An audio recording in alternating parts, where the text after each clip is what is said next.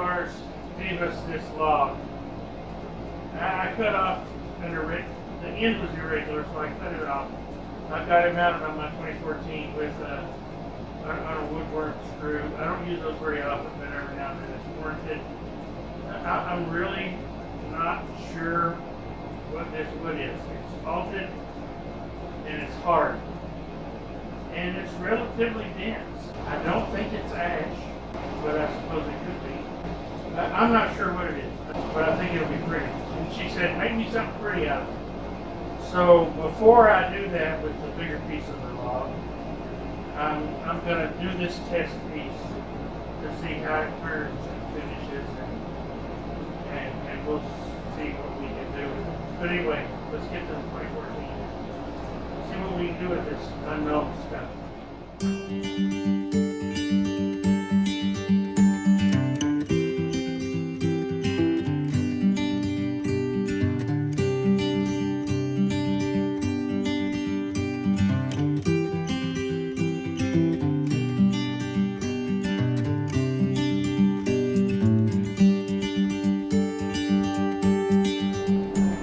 Okay, let's see what we can do. I can only go about 300 RPM with this thing.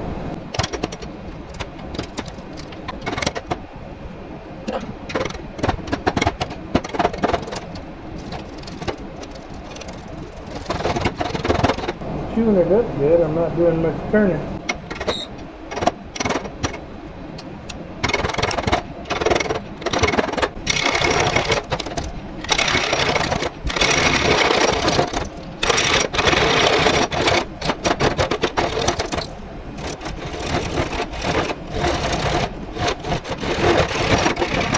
The more I can take off of this, the more in balance this will get. So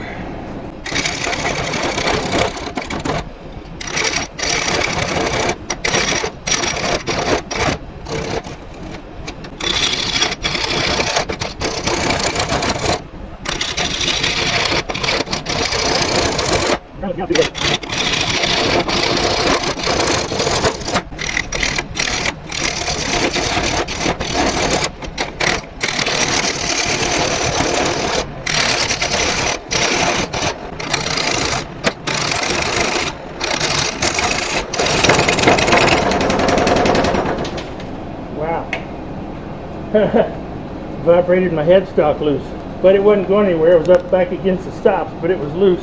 Oh yeah, much better. Much better.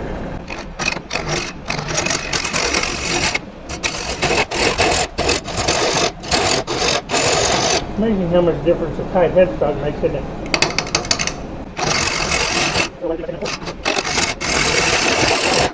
I'm not worried about the tear out over here. I'm not at all. About 725.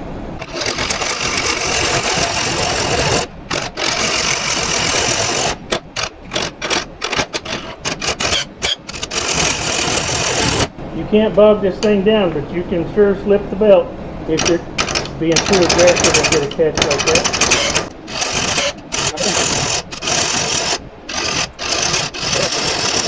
Check the belt tension. Alright.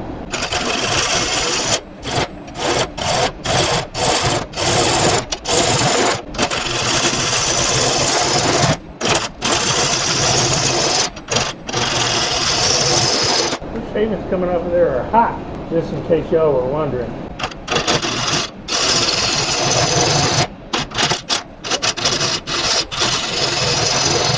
Almost there.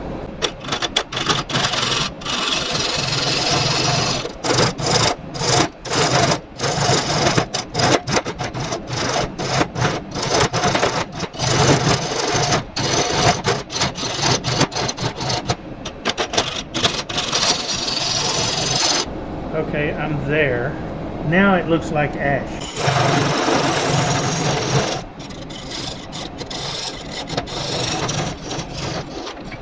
Okay, I've got that flat enough. I can make my tenon there. Now I need to decide how much of this to get rid of, and I think I want to go a little bit more. Maybe take it all. I don't know.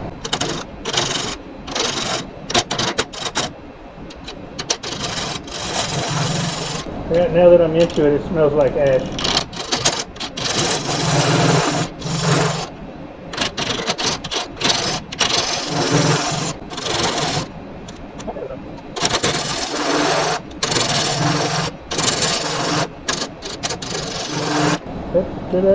I'm there. Okay, now I can start refining the shape and making my tenon.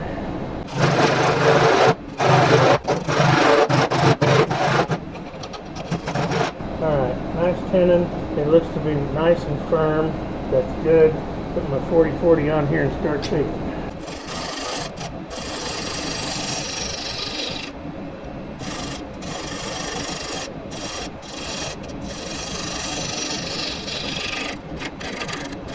See, that already cleaned it up a lot.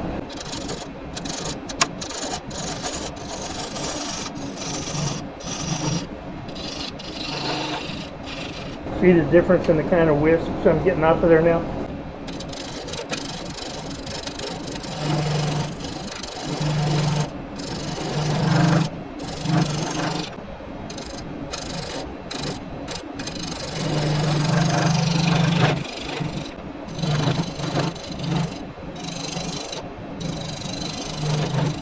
Yeah, I'm going to make my foot right there.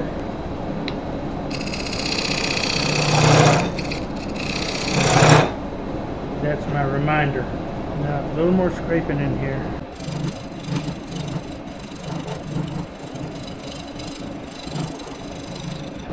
That's nice. That'll work. Nice black line spalt right there.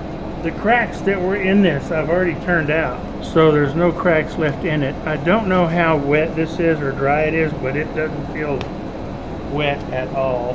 And it's getting late. I think I'm going to go in for the evening, and I'll come back out in the morning and I'll see if this has moved any. And if it has, I will deal with that then.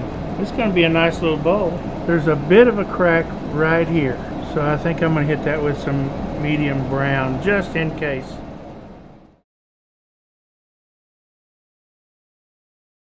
Okay, I've got some fine cracks to deal with in this. Before I do that, I want to sand this up some, and that'll give me a better idea of what I need to do. I'm going to start with 80. When I get this sanded up, I'll come back. I've sanded it through 120. I've torched oak before, but I've not torched ash. I'm going to torch some. I'm going to torch this some and see what it looks like. If I don't like it, I'll just sand it back.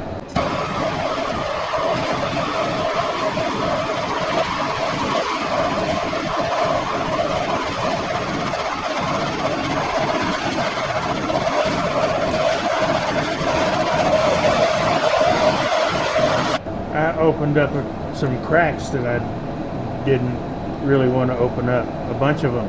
Well, that answers the question anyway. So let me hit this with some 120 again.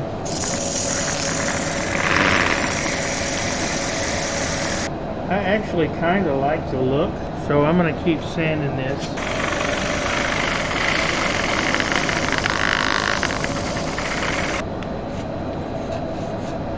This is Mylan sanding sealer.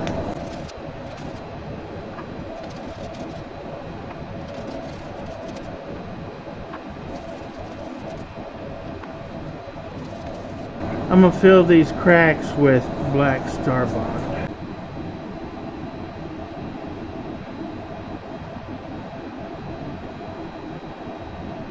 Starbond Premium Super Glues. Click the link in the description below. You'll save 15% on your order. No code to enter, just click the link. And when I get these all filled, I'll come back. I sanded it back again, and I put some more sanding sealer on it. And I just did the outside with Axe abrasive paste. I didn't film it because I wasn't sure I was going to like the result, and I thought I might start over and do something else. But I'm actually quite happy with this. I think it's got a really nice look to it. Now we're at the point where I can take it off the woodworm screw and chuck it up, and we can start hollowing out the inside. Face shield on, and we'll see what we can do.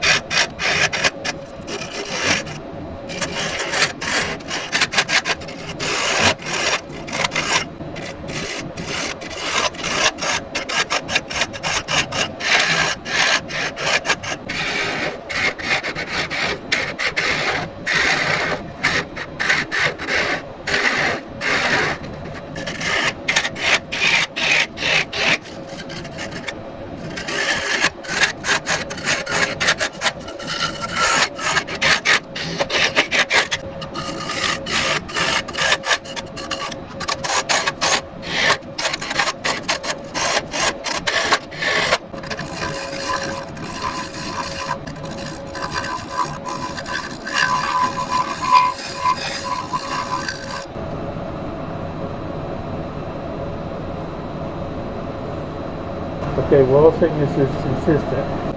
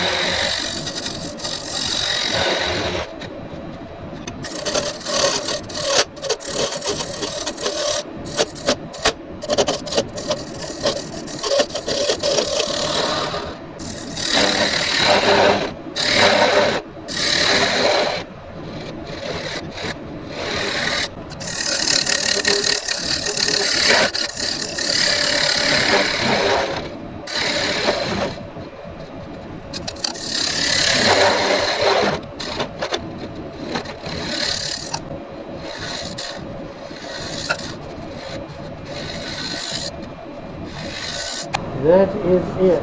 Let's get her sanded up.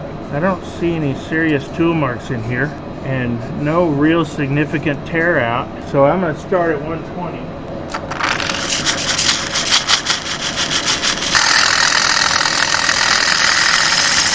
When I get this sanded inside to 600, I'll come back. Okay, got the sanding done to 600.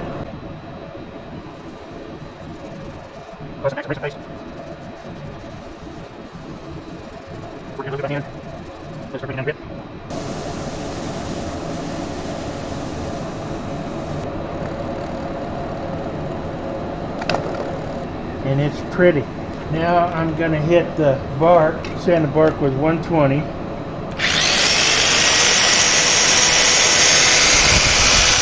It's not really the bark, it's the bark where the bark was.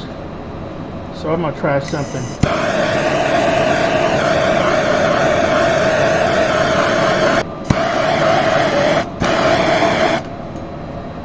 Give it more of a bark look.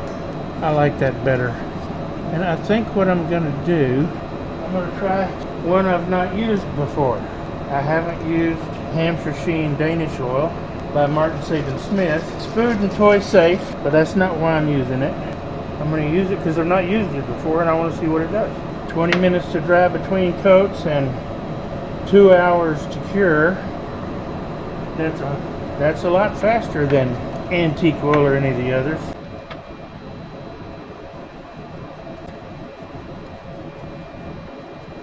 And I'll just put as many coats on this as I want to until I'm happy with how it looks.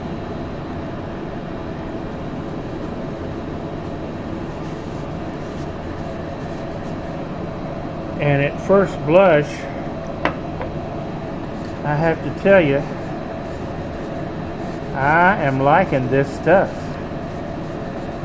Martin hadn't made anything I don't like yet. Okay, so I'll let this dry 20 minutes. I'm going to flip this inside out and apply this on this area. I suppose I could brush it on.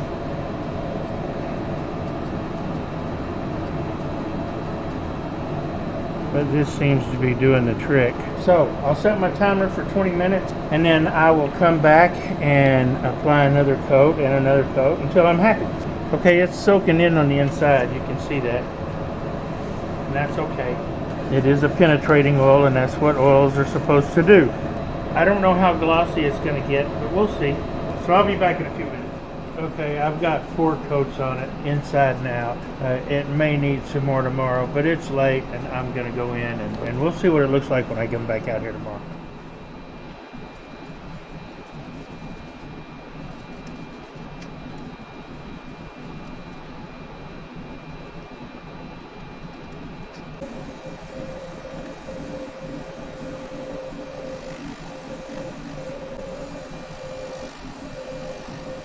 Again, that was just to add another layer of protection, just a little wax on top of the oil. It's not terribly glossy, but that's alright. I didn't want it terribly glossy. It's got a very nice satin finish, and I will let this harden up a little while after the buffing, and then I'll come back and we'll part it off and finish the bottom. Okay, let's take the bottom off. We've got to be careful, so I'm going to go in.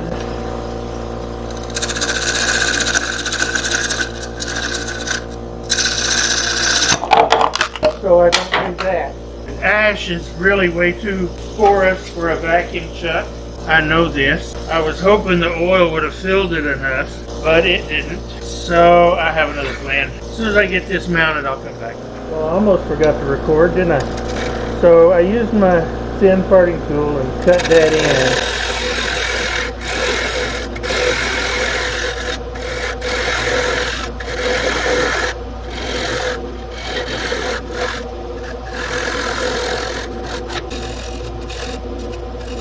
Well, that's not what I wanted to do.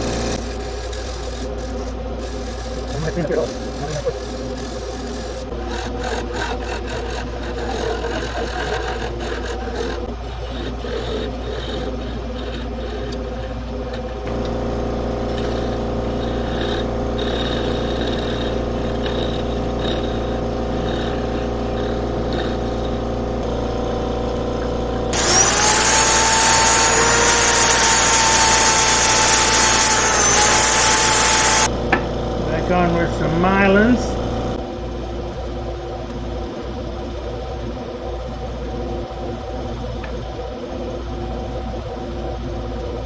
Now I'll let that dry a little bit, and I'll hit it with some axe. And then after I've done that, I'll come back and put another couple of coats of Hampshire Sheen Danish oil on the outside.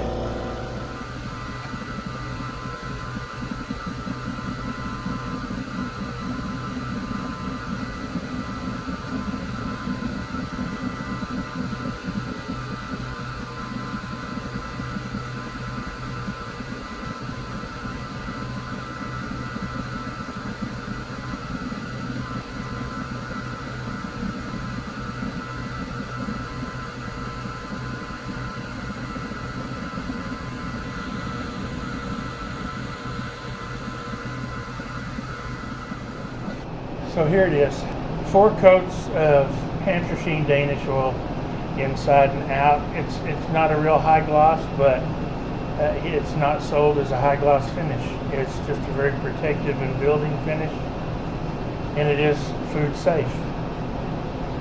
I lasered my logo in the bottom. Looks so much better than that hit or miss branding iron, and this wouldn't have made a good brand because it's concave. It's not flat, but I like it. I'm happy. Laser does what it was intended to do, and this is why I really wanted it. But I'll be doing other stuff with it too. But all in all, I think, even cracks and all, I think this little ash bowl came out rather pretty. I'm very satisfied with it. And now for the bad news. Well, good news for me. This will be my last video.